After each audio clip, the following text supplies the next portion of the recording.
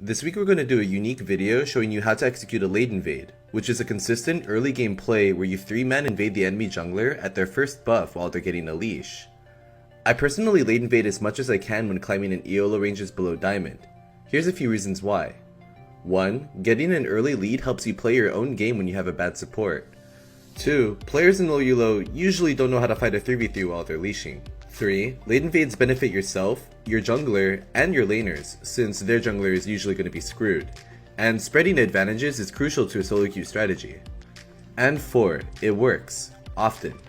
I spent a couple days playing on a silver gold ranked smurf, duoing with a bronze 1 Nami 1 trick, who really wasn't a smurf, and it worked in 5 out of our 8 games. And in those 3 games it didn't work, it was because my team refused to come, which happens. So, if you're looking for a strategy to help make your solo queue games a bit more consistent in your favor, keep watching. If you want more guides like this every week, you can get that right now by heading over to skillcap.com. We've created a learning system proven to make you better, faster. Each week, you will receive a new critical concept to learn that is vital to being a great player. Then, we'll show you exactly how to practice it to make sure you can implement it into your own gameplay. Last, you can upload your gameplay, and expert players will point out exactly what our members and you are doing right and wrong, so we can all learn from one another to master the concept. You'll get a new mission every week. A rising tide raises all boats, so head over to SkillCap if you want to join in on the rise to the top. Before we break down some of my own replays and show you how it's done, let's start by talking about when to late invade and how to get your team to follow. You can late invade from both red and blue side, and while it's a little bit risky, it's a relatively safe strategy in any EOLO below mid to high plat, as long as the 3v3 isn't one-sided in their favor. But here are some red flags that might indicate you shouldn't late invade. 1. If your jungler is something like a Shaco, Fiddlesticks, or a Mumu. Basically, any champ who either really needs a secure start in their jungle, or are just plain weak in level 1 fights.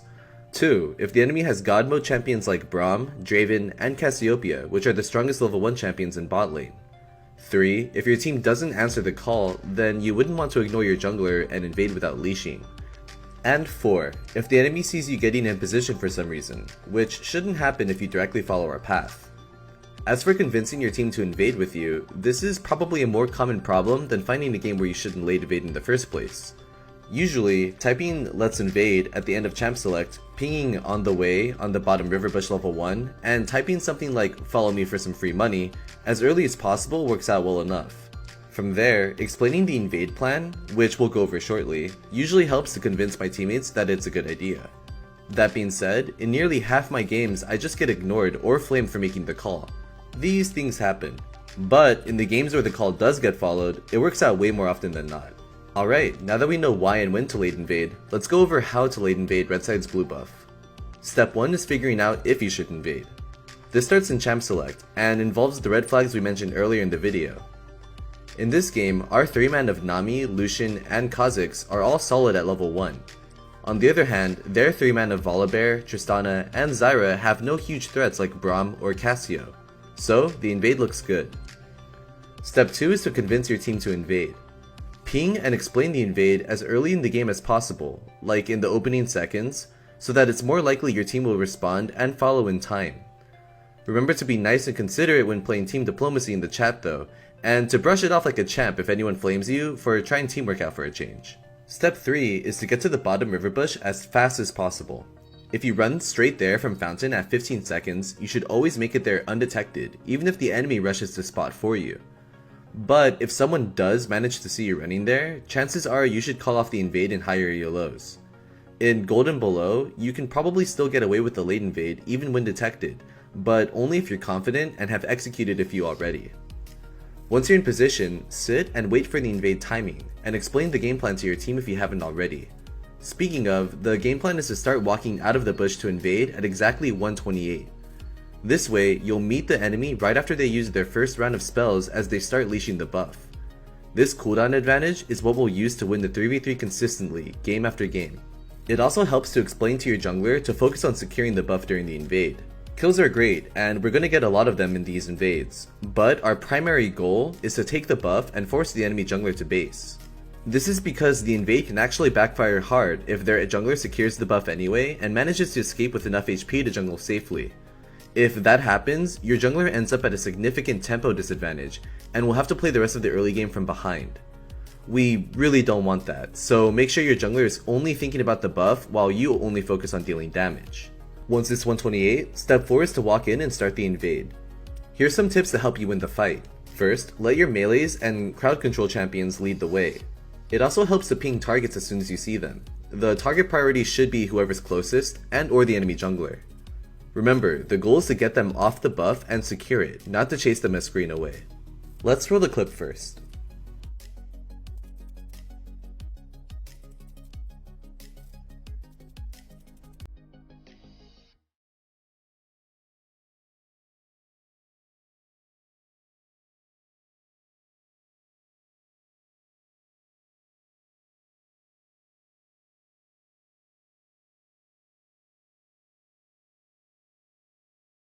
Nice, that went smoothly. Let's review what happened real quick. As we walk in, Zyra isn't watching and is our closest target, so we focus her first. With Zyra gone, the next priority is securing the buff. If Volibear stays within range of the buff, then all damage should be focused on him. But since he's out of range and running, the next priority is to put as much damage on the enemy AD carry as we can, without running too far away from the buff. But to be clear, if both of them were already out of range at this point, I'd just help take the blue buff while zoning the Volibear. We basically want to either force it back or have them start the lane with no HP. These are both advantages that we can use for a calculated all-in early in the laning phase. So, I chased the Tristana for as long as she's willing to let me hit her, while returning to the buff once it's getting close to smite range. When Volibear goes on a suicide mission to get the buff, I kite up over the wall so that I can finish him if he flashes over. By the end, Tristana ends up blowing both heal and her health potion, both of which are super important. Now that we covered the invade, we'll briefly show how I used the health and potion advantage to secure a couple kills early. Since my summoner spells and health potion are up, as long as I hold heal and whittle her HP down patiently, I should be able to create a decent advantage. My first main objective when starting the lane with an advantage like this is to keep the wave outside of Tristana's tower before she hits level 2, so that I can force a kill early before her heal comes back up. To do this, I focus on last hitting and walking up to zone the Tristana between last hits. I'm not really trying to pick a fight, I mostly just want to push her away from CS. When I'm zoning, I position aggressively, but I avoid crossing the enemy's range line so I don't overextend. And I back up to my minion line when I need to take a last hit so that I conserve my HP advantage and don't take a free auto from Tristana that I can't punish her for. This is something we've consistently noticed players mess up on in lower YOLOs when they feel they have an advantage and want to zone. You might be stronger, but it won't matter if you leave openings while farming.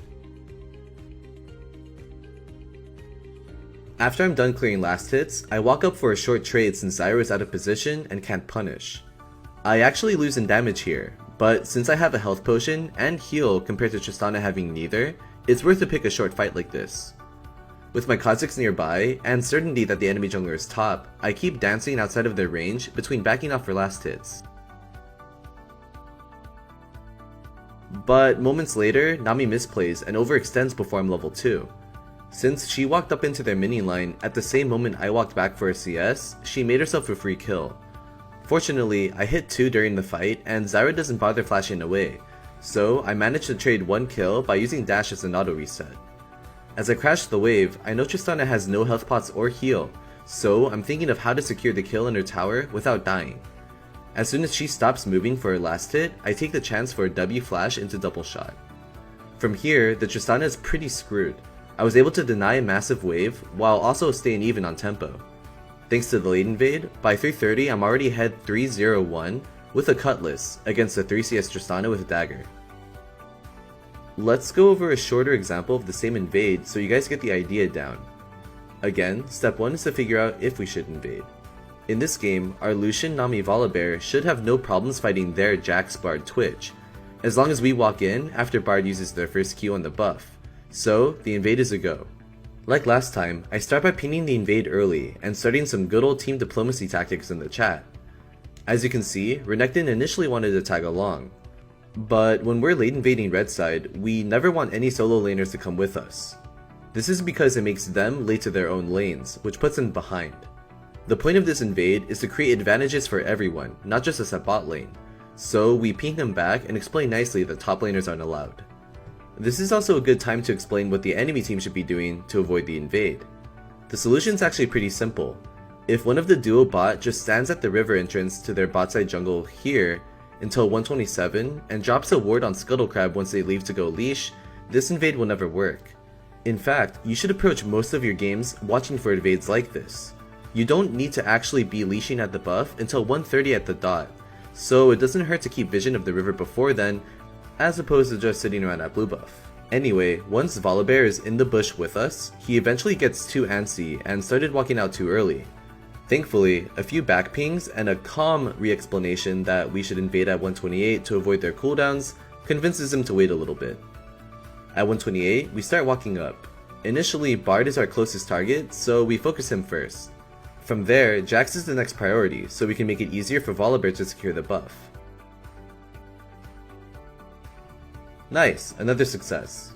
However, this time we didn't manage to get an HP advantage on the Twitch during the invade since he escaped in time.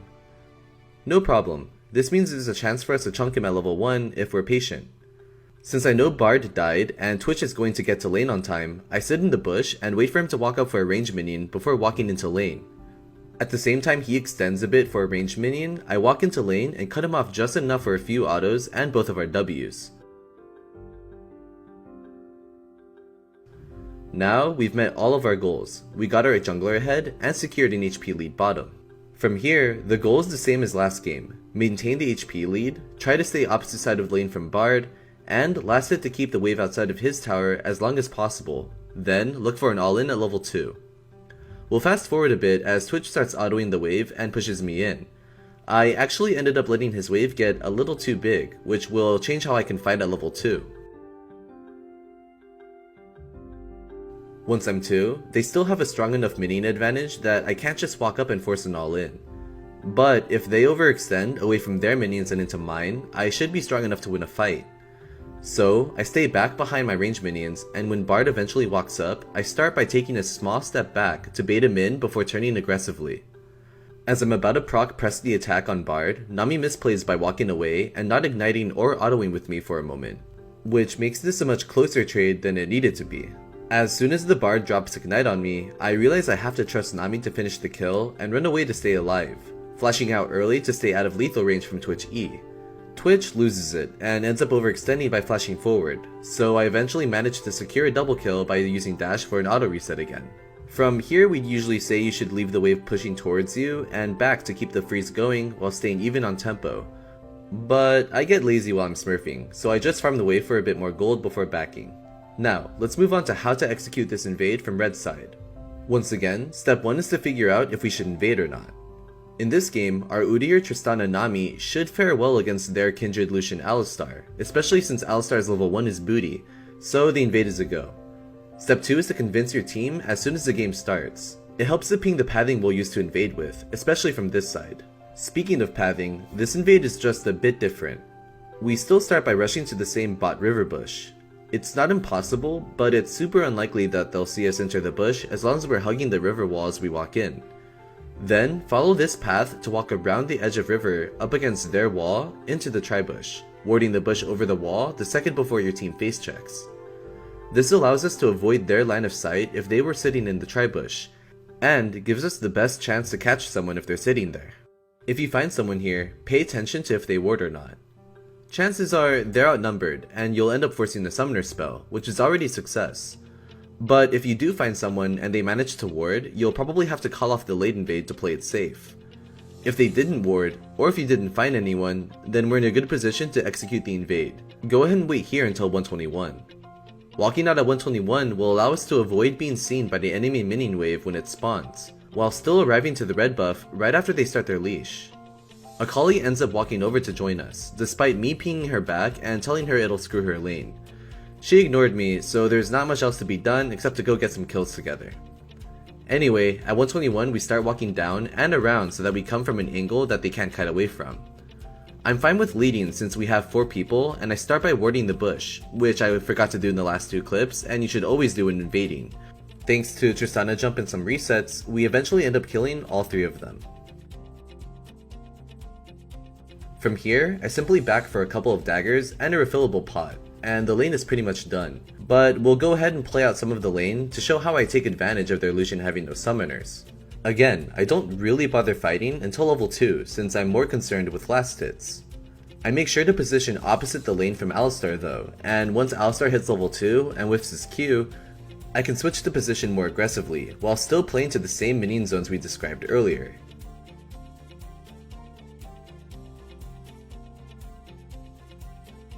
Once I hit 2, I see Lucian is level 1 and still has to secure the cannon minion, so I decide to all in off of that.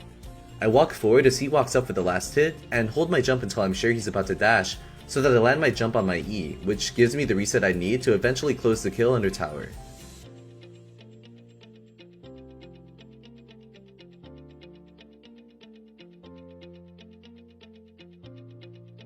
After crashing the wave and backing, I'm now up 3-0-1 with Berserker's Boots and a dagger versus Lucian's 6 CS and a Doran's Blade. All because of a cheesy invade, and since he couldn't sit back and wait for level 2 in lane. Alright, you guys should be good to go forth and try this strat out for yourselves. Here's a few closing notes though. 1. If you want to avoid getting cheesed like this, remember to sit at the river entrances to your jungle during level 1, outside of Tribush if you're on blue side so you don't get screwed by the line of sight, and to walk to your leech as late as possible, around 127 on red side and 123 on blue side. 2. Remember to focus on getting the buff. The worst thing that can happen, besides you all dying, is losing that first buff. If you do lose it, it's not the end of the world, but that's the risk that comes along with such a momentum-based opening strategy. And 3. This strategy may not always work out, but I really do stand by it and try it every game I can in lower ELOs. In the games where it is possible, I've had an absurd success rate of around 80%, and it's been instrumental in winning games before anything difficult even has to be done. Hopefully, with some practice and guidance, you guys can integrate this cheesy play into your own games and enjoy similar results. Thanks for watching, and hope to see you all next time.